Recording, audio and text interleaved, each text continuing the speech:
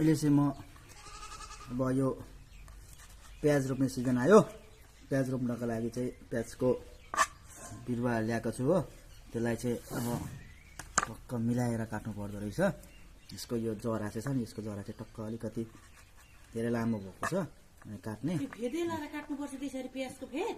अनि फेदै लगाएर काट्ने अरे, यसरी रोप्ने अरे, यसो प्रविधिबाट हुन्छ भनेर मलाई सिकाएको छन्। अब हाम्रो श्रीमतीज्यूले के सोच्नुहुन्छ त मलाई थाहा छैन। कसरी रोप्नु सविता यो? मलाई त त्यो किन्ने मान्छे बेच्ने मान्छे यसरी रोप्नु भनेको कसरी रोप्ने हो? कसरी रोप्ने हो?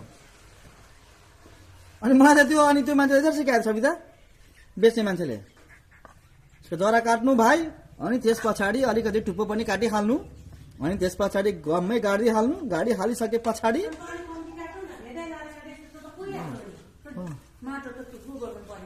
अनि गाडी हालिसके पछाडि 2 दिनको बादमा तपाईँले यसलाई अलिकति भए पनि तपाईँले के खरानी हाल्दै हाल्नु भाइ।